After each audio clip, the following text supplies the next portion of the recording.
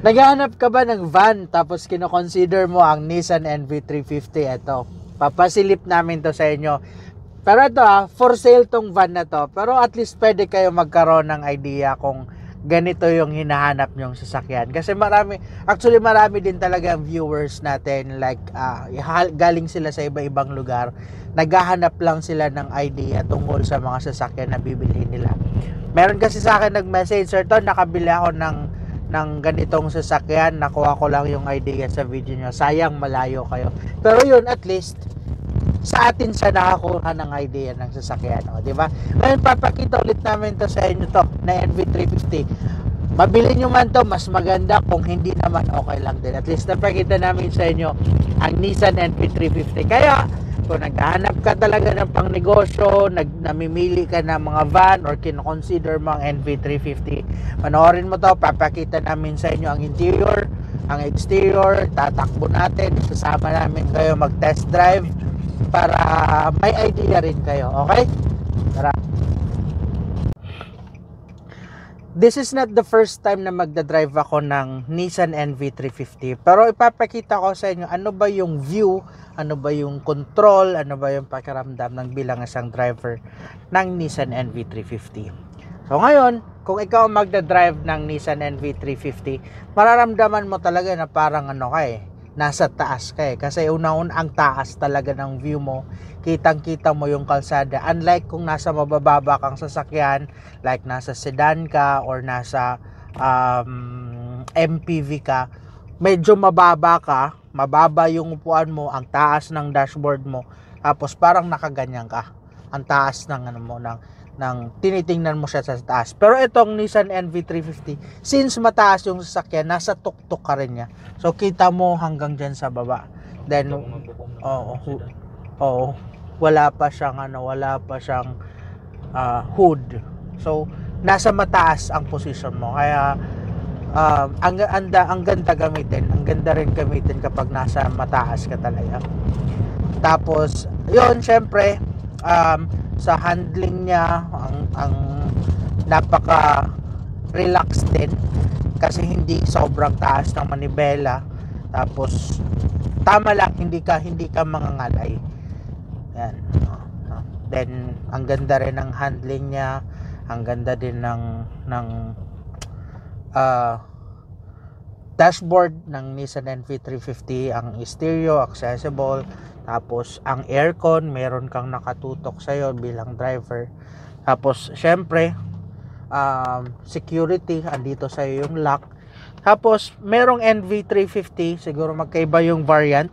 Merong NV350 na naka manual windows, tapos ito meron din naka power windows yan. Pero syempre ito lang na dalawa, front and driver side. Then sa upuan naman, na-adjust din siya.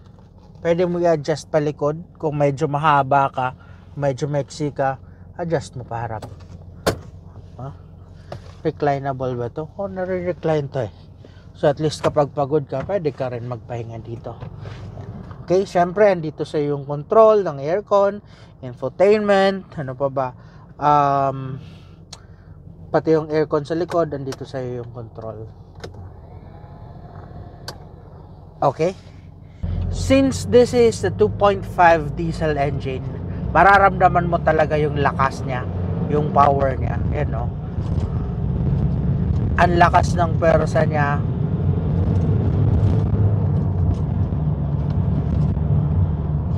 So siguro kung merong mga nanonood dito na mga owner din ng ibang van like Hiace, Commuter, ano pa ba yung mga van na iba, Photon, o pwede po kayo mag-comment dito kung ano yung experience nyo sa van nyo, or kung magkaroon kayo ng comparison, ano ba yung kakaiba sa takbo ng NV350 sa Hiace, i-compare nyo sa van nyo. But definitely ito, habang ito yung hawak ko, ito yung pakiramdaman muna natin ngayon. Though hindi ko gaano siya makakompare kasi bibihira ako humawak ng mga van talaga, pero sa 2.5 ang lakas din ng power niya. Yan, kahit naka 4th gear ako, pwede mo siya i hataw.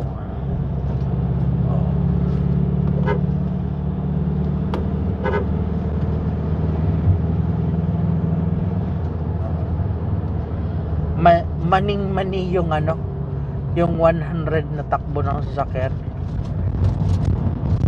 Kaya makikita nyo, ang dami talagang biyahedor ng mga van, mga nagsa-south road, kasi talaga pang mararamdaman mo yung power niya. So talagang mga pang long distance driving talaga, hindi mapapagod yung engine mo, lalo sa mga uphill na kalsada.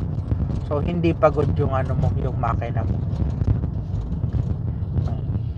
So ito ang handling ng NV350, maganda siya, hindi siya ganon katigas. Pwede ba umikot dito? Hindi siya ganon katigas, tapos ganon din sa pag-shift niya, hindi din ganon katigas. Ewan ko lang sa ibang NV350, syempre minsan may mga calibration ang ginagawa sa clutch. Ito malambot yung clutch nito, tapos responsive talaga yung niya, yung accelerator niya. Mararamdaman mo konting apak, bomba, mararamdaman yung pag ganyan niya. Oo, di ba? Pumuputok ng aking... Okay. Lamig ng aircon talaga, oh. Kasabihan talaga ng iba, basta Nissan, sobrang lamig daw ng aircon. Hindi pa nga nakasagad, oh. Pero siguro di naman. Talagang tatak, trademark lang ng Nissan yan. Ang Hiace ganun din naman sobrang lamig din naman ng aircon. Then sa diesel consumption, meron nagsasabi na matipid ang NV350 kumpara sa Hiace. Meron din nagsasabi mas matipid daw ang Hiace kumpara sa NV350. Pero based naman sa experience ko, siguro tumatakbo ito ng mga 12 to 14 kilometers per liter. Kasi kahapon nag-diesel from Legazpi City, halos nasa 500 pesos lang. Tapos may konting tira pa. But anyway, sulit naman kahit sabihin natin 10 to 12 kilometers per liter or 8 to 12 kilometers per liter. Sulit ka naman, lalo kung marami kang sakay. Ganda pa niya yata, oh. Kahit ang suspension niya, oh, gumaganon-ganon lang, oh.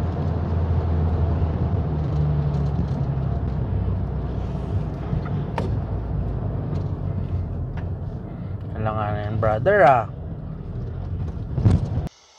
So, itong van na ito, makikita nyo, ang ganda pa ng upuan niya, oh. Napaka fresh niya.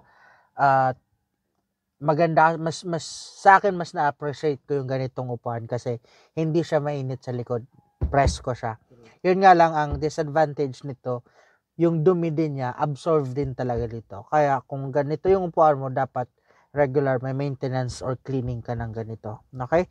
Then mattings naman ito parang aftermarket na to. Pero maganda to kasi makapal siya at ma-cover talaga yung mattings. So, hindi gaano madudumihan. Mas maganda talaga to. Kahit sa mga, advisable to lalo sa mga nagpabiyahe ng mga van na ganito. Makapal siya, eh. Anyway, isa sa mahirap sa mga van na ganito, yung pagbaba kasi sobrang taas. Lalo kapag maliit ka, di ba? Maliit at malaki. Ayun. Anyway, ano ba? Sa likod na tayo.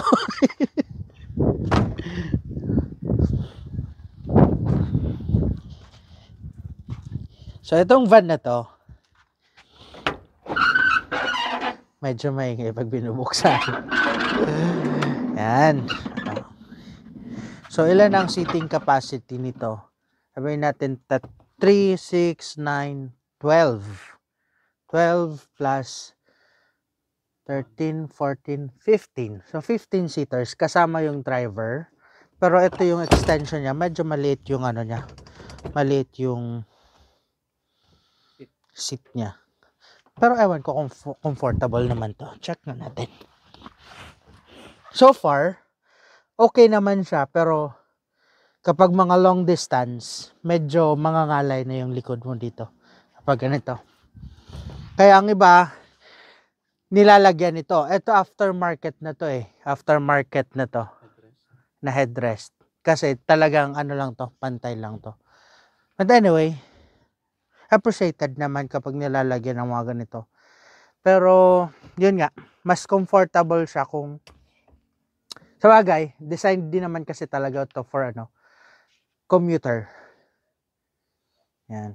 Kaya maramihan. So, kaya kung makikita nyo, medyo masisikip siya yung legroom niya kasi naka-design talaga siya for commuter. So, imina-maximize talaga niya yung haba ng sasakyan, yung space ng sasakyan para mas marami yung makakasakay. So, pero kung gusto nyo mga pang private use, pwede naman to i-customize. Pwede nyo to tanggalin lahat. Ito tanggalin to at ito urong ng konti para mas spacious siya. So mababawasan lang nga ng 3 yung upuan mo. Pero pwede rin mas malaki kasi naalala mo yung NV350 natin dati na naka-captain seat pa, 2 lang dito, 2 doon tapos doon sa likod. So pwede siya i-customize. So etong van na to, pwede to kung magta-target ka magnegosyo, pwedeng pang pamilya, pwedeng pangkargahan. Actually, pwede mo ito tanggalin lahat. Then, kakargahan mo ng kung ano-anong pang negosyo. So, nasa sa'yo yan. Ang maganda dito, halimbawa, may mga products ka, tanggalin mo lang to lahat. Mas maganda kasi covered. Hindi ka maulanan, hindi mainitan yung product mo. Logistics business. Yes, logistic business, mga pang-deliver. Yun. Then, ano pa ba? Aircon, ang aircon vent niya makikita mo hanggang dun sa dulo. Yan. Design talaga yan ng Nissan NV350. Then meron na rin siya control dito. Pero sabi ko nga, kahit i-on mo dito, kung naka-off ka dun sa driver side, hindi siya mag-open. So, may control dito, may control dun sa driver. Okay. Then, ano pa ba? May mga dumi lang siya sa side. Oh, yan. Yun, mga papel-papel. Then mattings ito, aftermarket na rin to. Yan o, yan yung pinakailalim niya. So nilagyan na lang ng ganito, na aftermarket. Okay. Exterior. So ang exterior ng NV350, I think same size lang din siya sa high-ace commuter. Pero makikita mo yung design ng grill niya, mas naiiba na rin siya. Trademark din to ng Nissan eh. Okay. Then, dito sa likod, mga naka-steel rim lang din to. So, ito talaga yung original niya. Mga naka-steel rim, then meron lang siyang covered hubcap. Pero ang iba, pag pinopormahan nila, pinapalitan nila yan ng mugs. Okay? Then, ito, wala ito Itong black na to. Wala po yan. Mga aftermarket na lang yan. Pero, previous video ko, hindi to advisable. Nasabi na rin natin yan. Hindi siya advisable. Kasi pwedeng kumalawang yan. Okay. Anyway, again itong van na to na pinapakita namin, ito ay for sale. But at the same time, binibigyan din namin ng idea yung mga naghahanap ng NV350. So, mabili man nyo to sa amin or hindi, okay lang po. At least nabigyan namin kayo ng idea. Okay? Then, dito naman, may mga minor scratches lang siya. Dito sa pinakalikod. Okay. Yan. So, dito, meron ka pa rin naman konting space for luggages. Usually, nilalagay yan dito kapag may mga bagahe yung pasahero mo o yung mga sakay mo, may mga bagahe, ilalagay mo dito. Pero, kung hindi nyo naman to magagamit na pinakalikod, pwede nyo naman to i-fold para at least maging lalagyan ng mga luggages. Aray ko. Yan. Aray ko. Masakit. Pwede na dyan may lagay yung mga luggages. Or, kung pampamilya, then konti lang naman talaga palagay yung sakay nyo, pwede nyo na rin tatanggalin. Para may lalagyan kayo ng mga bagahe nyo. Okay.